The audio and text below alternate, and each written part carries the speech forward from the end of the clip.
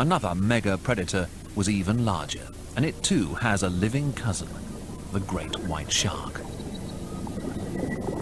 The great white has nature's most infamous set of jaws.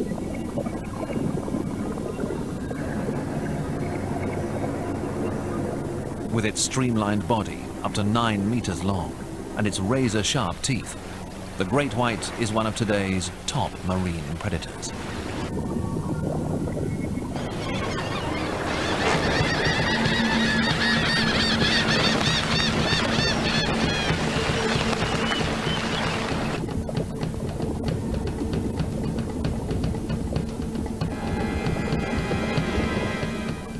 An efficient hunter, the great white's only flaw is its poor eyesight.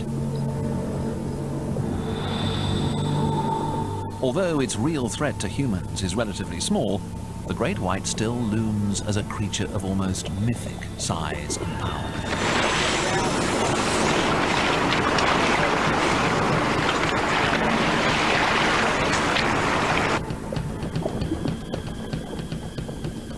But the great white is small next to the largest shark to have ever lived in the ocean.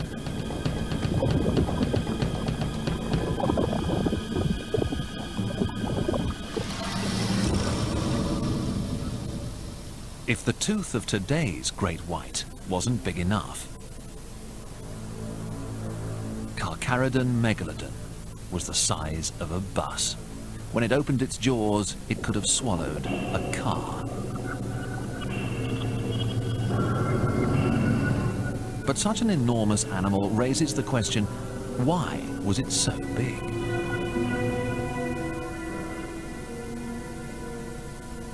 Megalodon, or the largest of the great white sharks, was around probably 15 or so million years. And one of the reasons why we think that Megalodon got so large is it responded to available prey, which most likely were whales. About 55 million years ago, the ancestors of whales crawled from the land back into the sea. For millions of years, they were relatively small creatures. Then they started to get bigger in the warmer and food-rich waters of the oceans.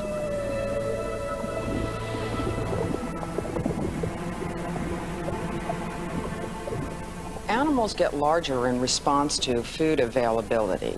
And when you have larger herbivores, for example, then of course the predator gets bigger in response. And this is generally in response to a climatic change. The warmer the climate, the more food source you have, hence the larger animals can actually get. So the Megalodon most assuredly got large in response to an availability of food, which were whales, because previously right whales didn't exist. Sharks have been around for hundreds of millions of years, but there were no whales. The shark has a hunting design that has worked successfully for hundreds of millions of years. Row upon row of razor-sharp teeth, a conveyor belt of biting tools that are continually renewed. As one row falls off, a new one moves into place.